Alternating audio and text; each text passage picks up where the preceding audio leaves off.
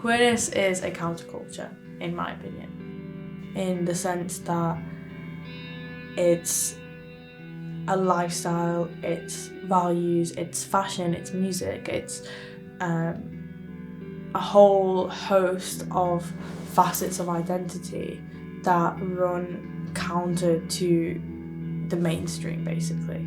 And the longer that I exist in the queer community, the more that idea sort of resonates with me.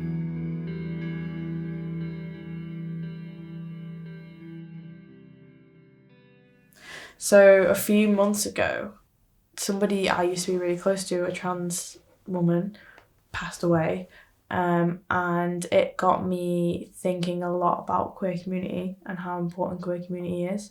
I'm not sure how much queer community that she had. I suspect that it wasn't as much as she could have, and it was shortly after a Queer Boots event that I heard this news, and it just, obviously it was awful to hear and it was a lot of feelings, but I just couldn't stop thinking about how important queer community is and how lucky I've been to benefit from it and to be a part of it. But I think especially for trans and non-binary people, it still can be really unsafe, especially club settings and sort of nightlife settings in general. It's scary, and it can be really unsafe, and even just like, you know, something as simple as the bathroom situation. So just having a place where that isn't something that you have to think about, I think it's so important, because I've seen my, like, you know, trans and non-binary friends have a fucking horrible time on a night out because it doesn't feel safe. And yeah.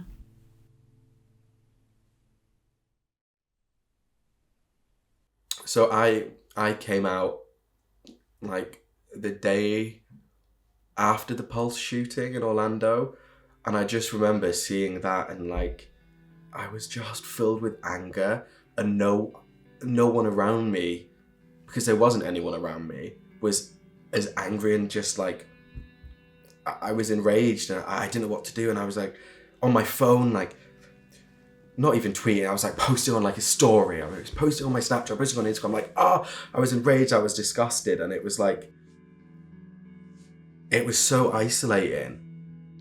And growing up as a queer kid in the Middle East, it's not amazing, but it's also not amazing growing up here.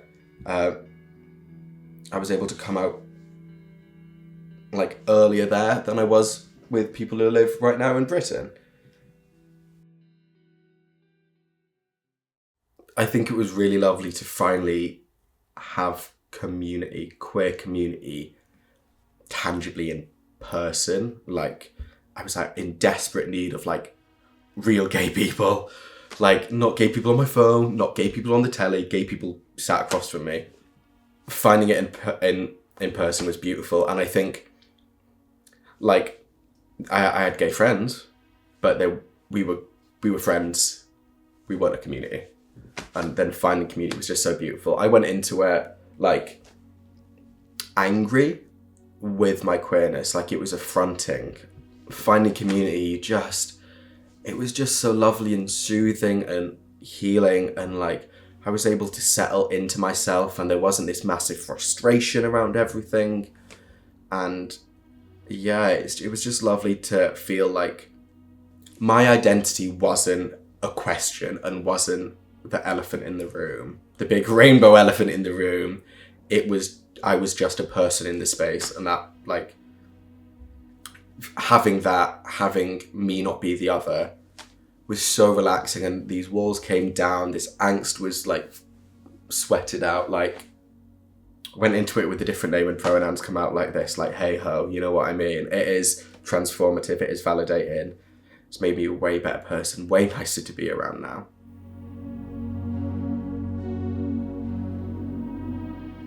I think queer spaces should come from the ground up. They should be collective. They should be actioned by the people, for the people. And I think there's something so wonderful about genuine queer spaces. And who am I to define genuine? But for me, it's not just a gay bar. It's not just a homosexual entity. Queer spaces should be places of love. You should be able to go into them not knowing anyone and at least come out, not necessarily with new friends, not necessarily with new connections, but a sort of rejuvenated soul